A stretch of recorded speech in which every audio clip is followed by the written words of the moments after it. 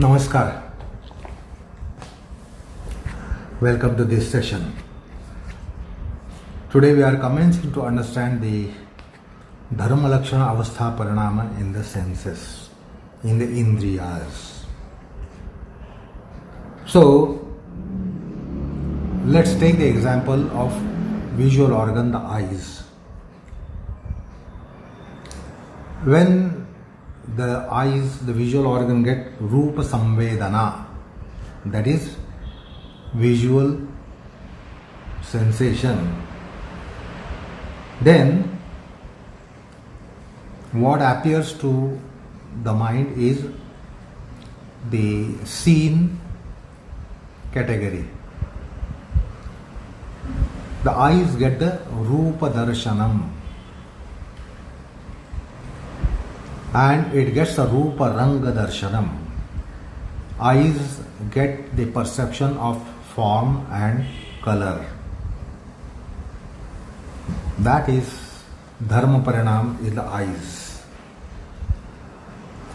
So, the very perception or the cognition that happens to eyes,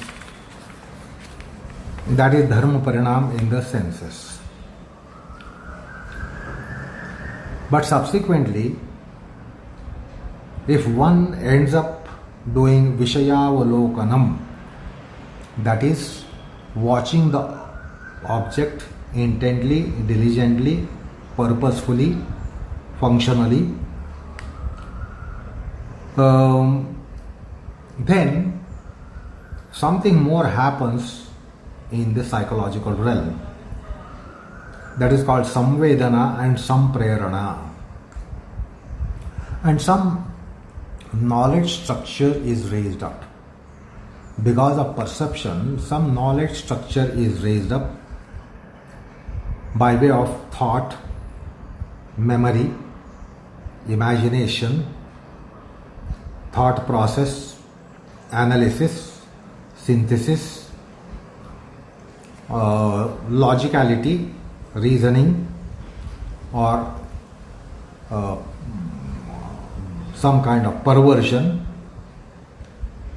So some vritti comes up in the mind, which is Pratyaksha Vritti or Viparyaya Vritti, or in the chitta any vritti can come up. When after the visual object perceived by the eyes, when there is vritti structure, then that is Lakshana Parinaama. And then you will find that analysis will tell you that there is something, that the thought is coming, thought is going. So something Anaagata becomes Vartamaana and Vartamaana becomes Atita Lakshana. And therefore it is Lakshana Parinaama.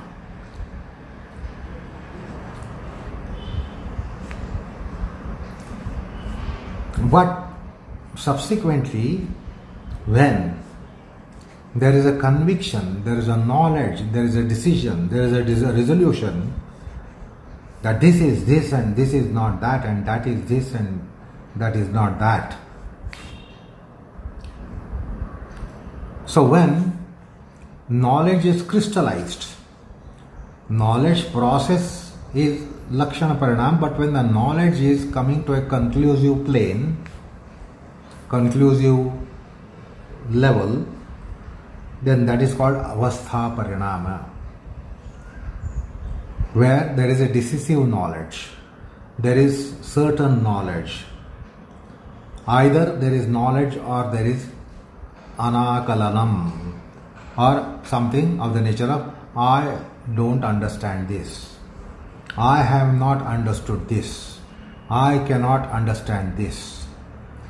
So either the understanding coming up or decisively non-understanding coming up of the nature of I don't understand this, that is Avastha Parinaama. So with the visual perception all these things happen, and Patanjali tells us about Dharma Parinaama and Lakshana Parinaama and Avastha Parinaama in the knowledge process. In the example here, it was visual object, visual perception. Now to further open it out, the knowledge of the shape and form of the object, that it is blue or it is yellow or it is red or it is round or it is square or it is rectangle or it is triangle, the knowledge of shape and form, that is Dharma Parinaama. At the first instance, when you get the perception of the object by way of its form and color, that is Dharma Parinaama.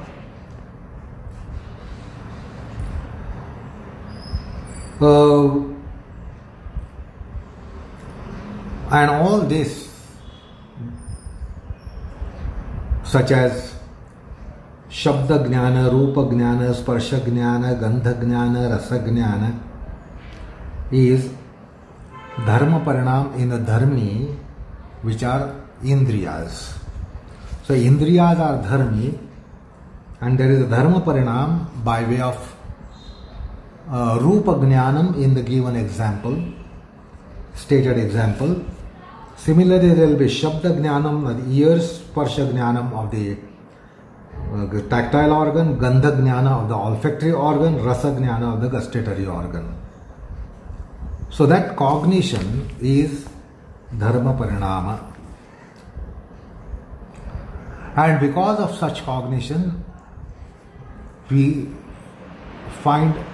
experience triggering of knowledge process, some thought radiation, thought structuring, some vritti appearing, either by way of that you feel you are happy or you feel you are sad by the perception, or the bhava bhavana come up, the various emotions are churned up, or there is vishleshana, analysis,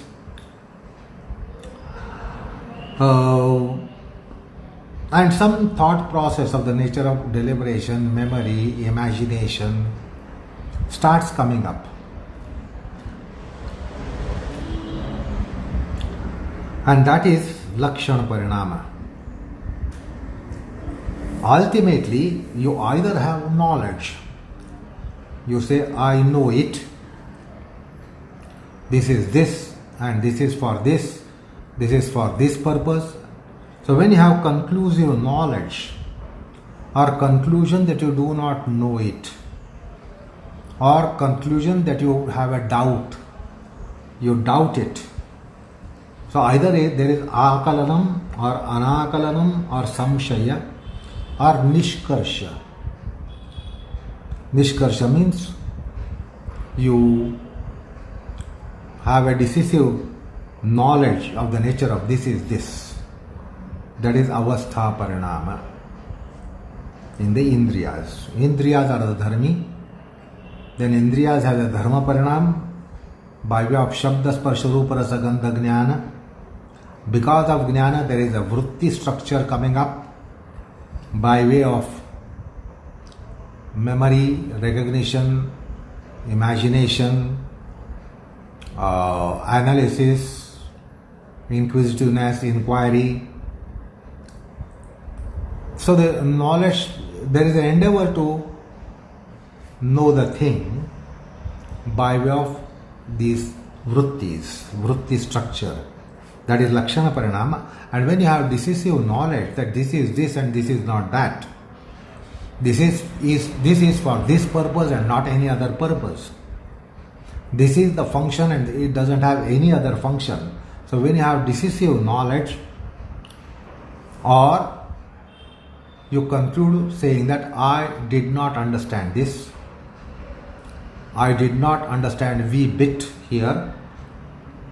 So there is either akalanam or anakalanam, then that is Avastha Parinaama. So this is how the Dharma Lakshana Avastha Parinamas in senses are to be understood, and this is with respect to all the Jnanendriyas who have the objects called Shabda Vishaya, Sparsha Vishaya, Rupa Vishaya, Rasa Vishaya, Gandha Vishaya. So their alochanam, their perception is Dharma Parinaama. And then the vasanas are triggered, the vrittis are triggered, and there starts upcoming of a structure. You also get sukha, dukkha, moha, etc.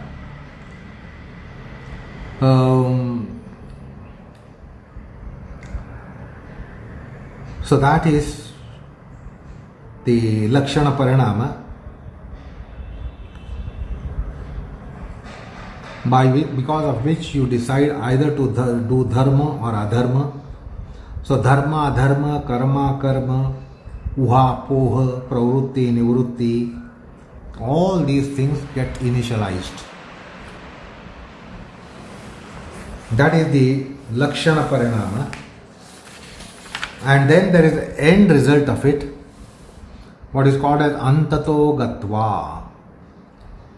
Whatever happens which is either good or not good,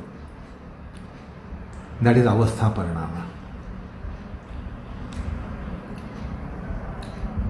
So we have tried to understand the three Parinamas in the Jnanendriyas. Similarly, it can be deduced in Karmendriyas and Sharirendriyas. So that there are sensations, feelings, perceptions, reactions, decisions, etc. So, what are these conclusive aspects of decisiveness? This is this. This is why this is.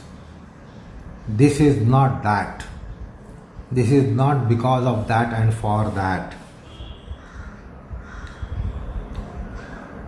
This is my perception. This is what I have understood. This is what I have not understood. This should be like this and not like that. Or this should not be like that but like this. So, that's how the Parinamas are taking place in the Indriyas. And then ultimately you either have Sukha Dukkha Moha or Shanta Vritti, Kshubdha Vritti, Tatasthata Vritti, some state of mind appears. And that's how the Parinamas are to be understood, which is the Avastha Parinaama which finally I mentioned. So that's how the Parinamas are taking place in the senses. Now these Parinamas in the senses depend upon Chitta Bhumi, the Vishishtha Chitta Bhumi, the particular plane of consciousness. Because it will be of one kind to Mudha Chitta, another kind to Kshipta Chitta, and another kind to Vikshipta Chitta, and yet another kind to Ekagrata Chitta. So Kshipta, Vikshipta, Mudha, Ekagra, there will be a different kind of Dharma Lakshana Avastha Parinamas.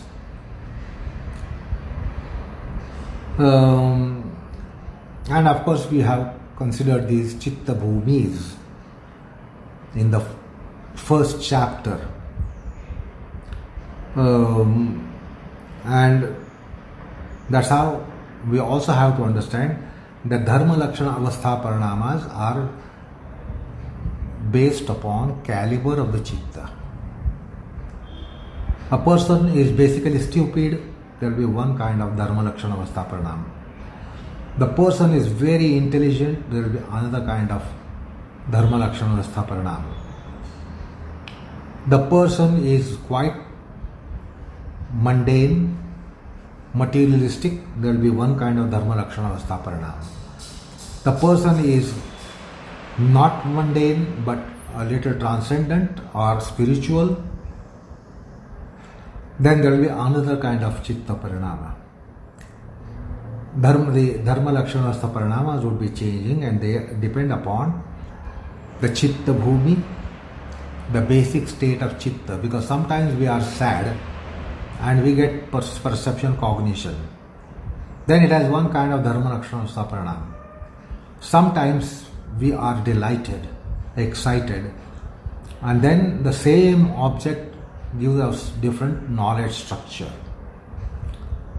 So sometimes we are very materialistic people, and sometimes we are philosophized in our minds, and therefore there will be different Dharma, Lakshana, Avastha, Parinamas in the senses. So, insofar as human mind is concerned, it is very unpredictable. And we have seen this while dealing with the Chitta Vijnana, Chitta Vritti Vijnana in the first part of the Yoga Sutras. And we saw generally our mind stuff is Vikshipta plane. So we have a monkey mind. Sometimes we are noble, more often we are ignoble.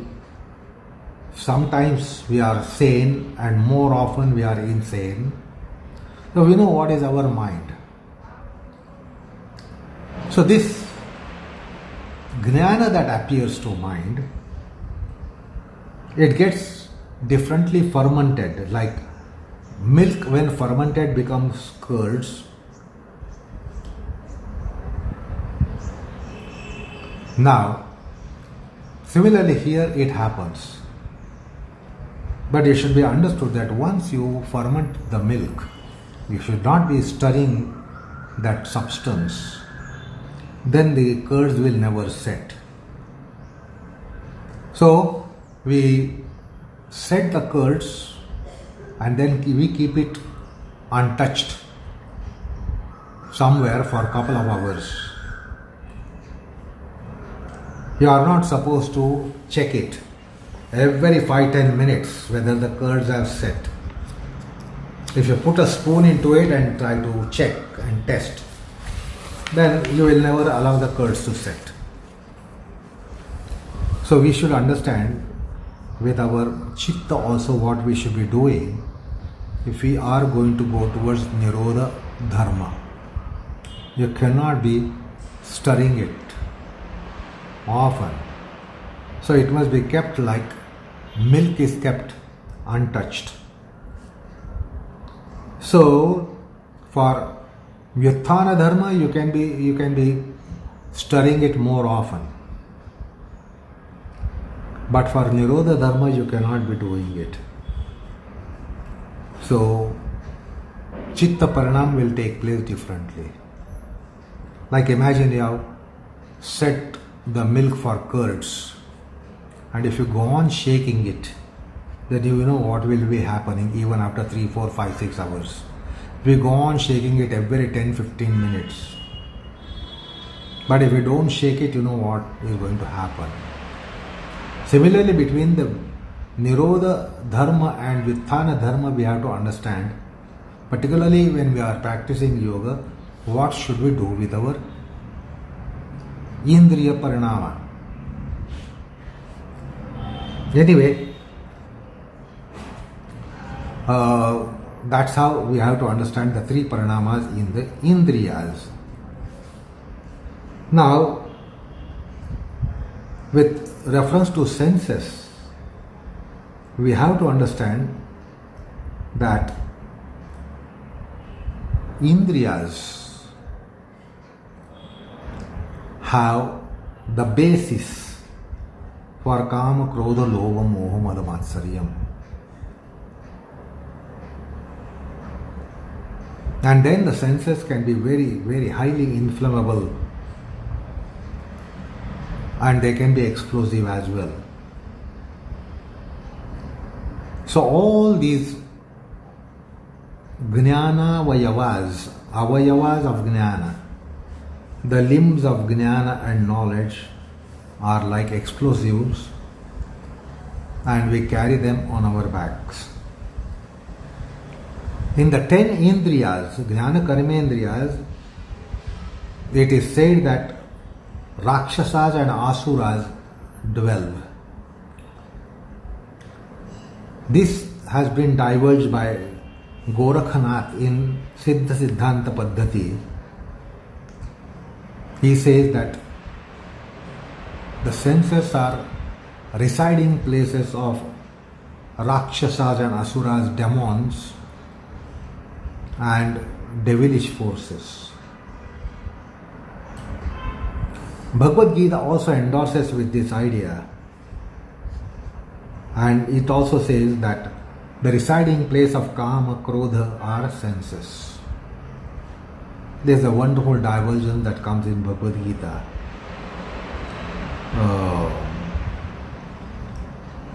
That Kama, Krodha reside in senses. So these Indriya become Asuriya. They can easily become Asuriya, which are otherwise Indriya.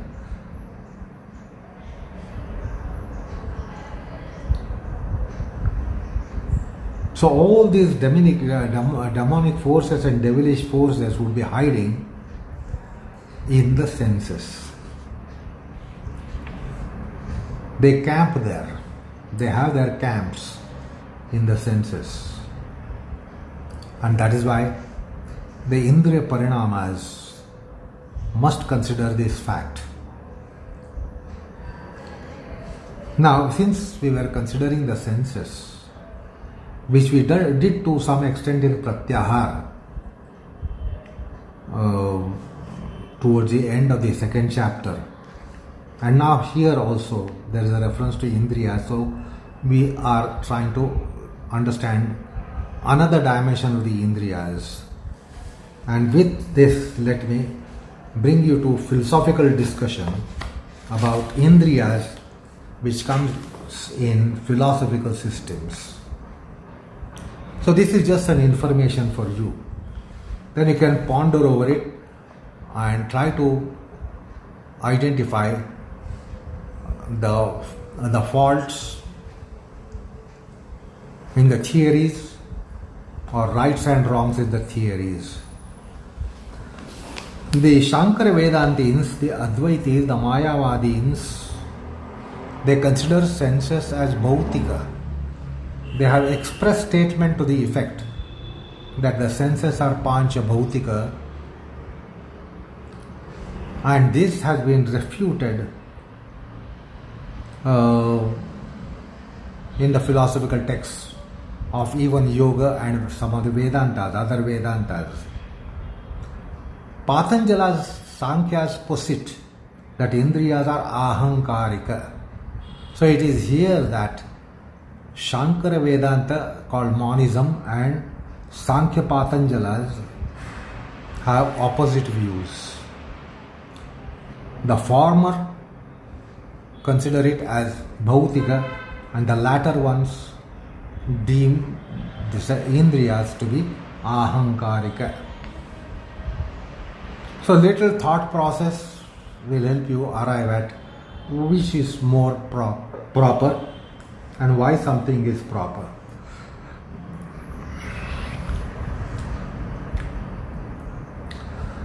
Vaishnava Vedantis are also of the view that the senses are ahankarika, Indriyas are ahankarika and not bhautika.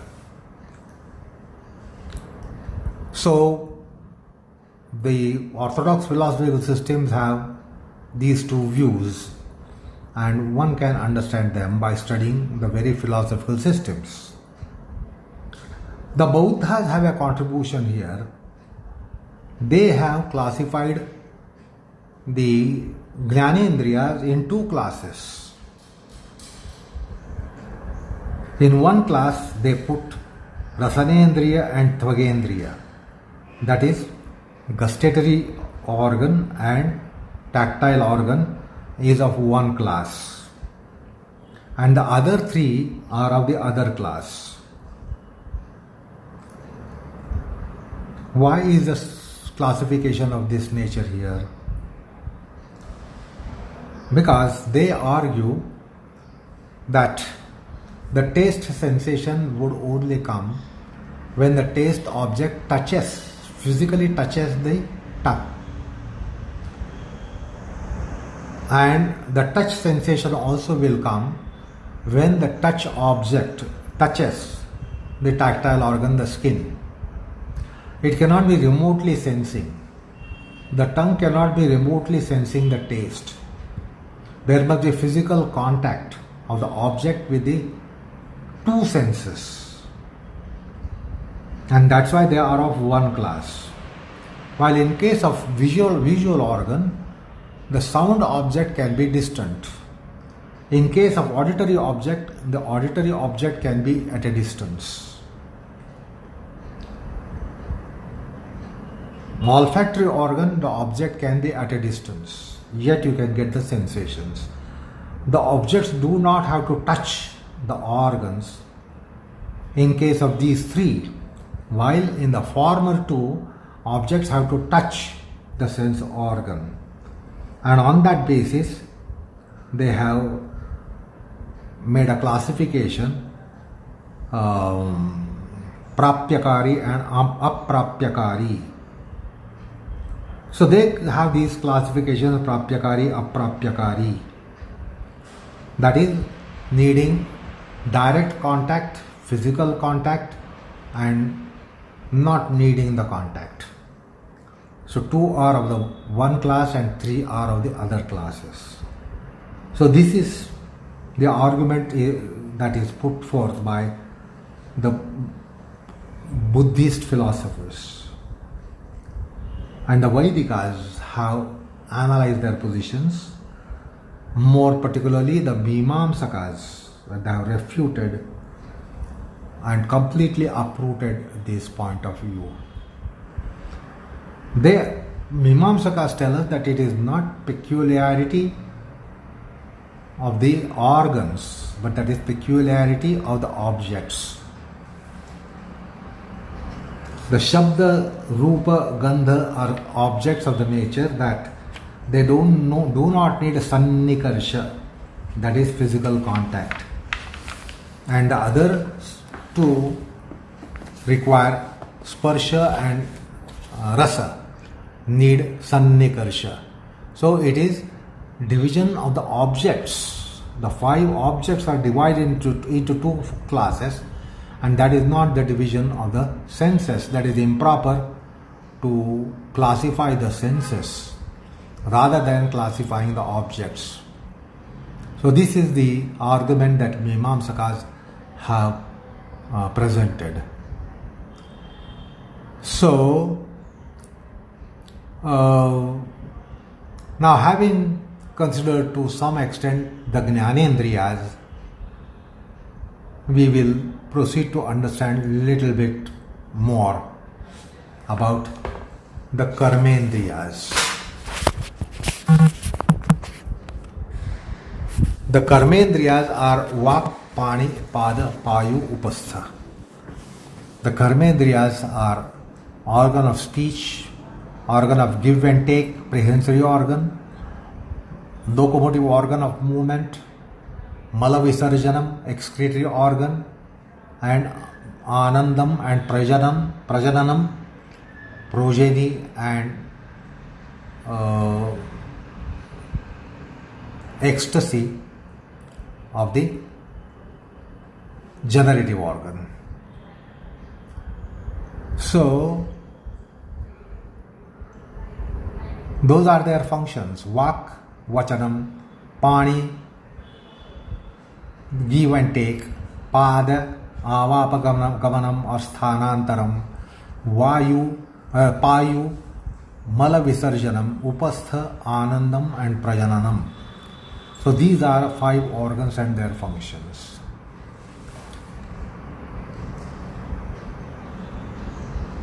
Now, one who is in Vachika Kriya, Vachanam, oratory act, you don't have to take your mouth or oratory organ to the ear of the auditor. There can be distance between speaker and the auditor. There can be distance between a speaker and listener. You don't have to speak into the ears necessarily. It is because the Dhvani Lahari, the sound waves travel and it needs space. But for give and take, prehensory organ, you need the proximity. The giver and taker should be in proximity, so that the giver's hands can place the things in the receiver's hands, and therefore proximity is necessary, samparkam is necessary. Of course, you can be throwing object in the air and make another person receive it. That also is to be understood. Then for sthanantaranam,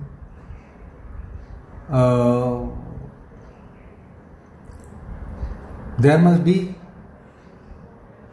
a place which is distant to you. You don't make a spot movement.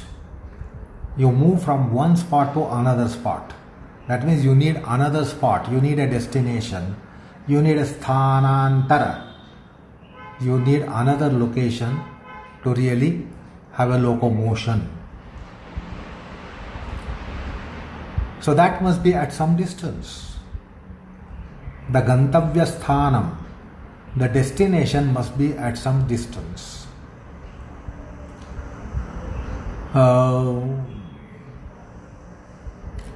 And it cannot be in the same stationary place that one is standing. You don't need locomotive organ for being stationary or to be stationary. Then coming to payu, the excretory organ. It does the act of excretion. The excreta must be within you. The urine must be within you. And then it must be disposed of from your body.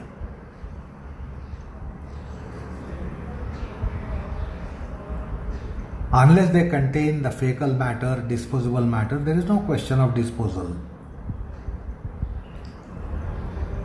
And then it has to be disposed outside the body. What is inside is disposed outside the body. For prajananam of the upastha, needless to say that you need a proximity. There must be sannikarsha. But in modern technology,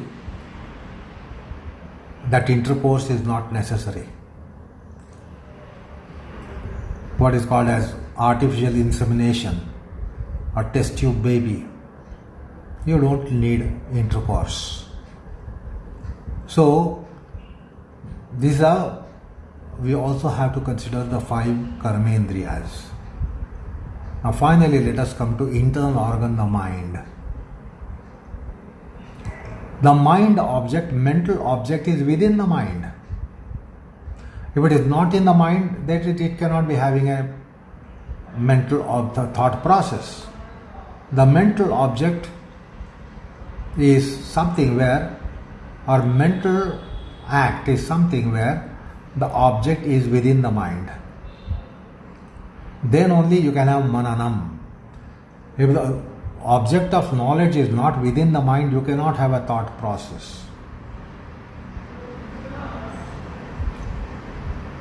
But the mental object is never objectively existing in the mind.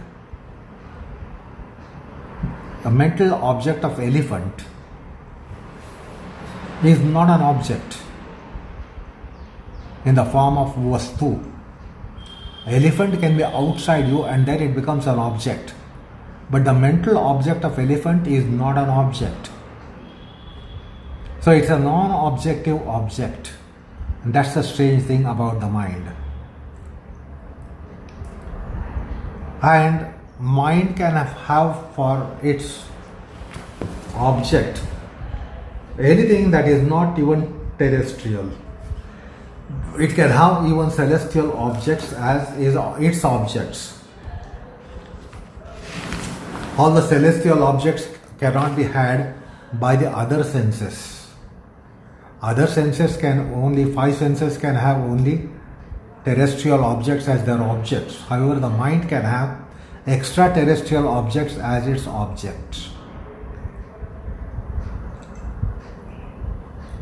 And the mind organ, manasendriya, is necessary for mananam. For mananam, the object is never objective. It is in the mind, it is of the nature of mind, it is from the mind, it is of the mind. Then buddhindriya, its object also should be in the mind.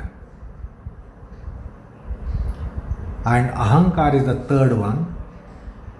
That is astitva bodham, aham bhava.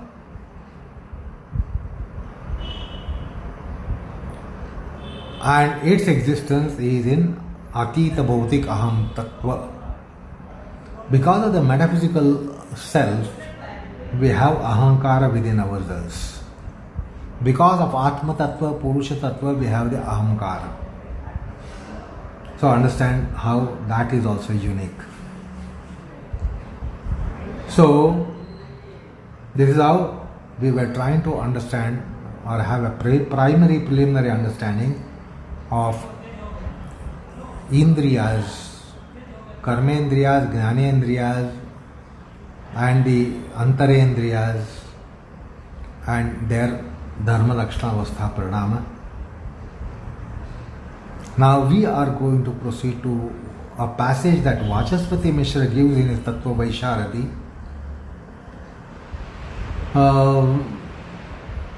And those who have not dwelled in philosophical realm will find it quite intriguing or strange or incomprehensible. So let's try to understand that passage that Vachaspati Mishra provides in his Tattva Vaisharati. But we will take that up in our next session. Enough for the time being. Namaskar.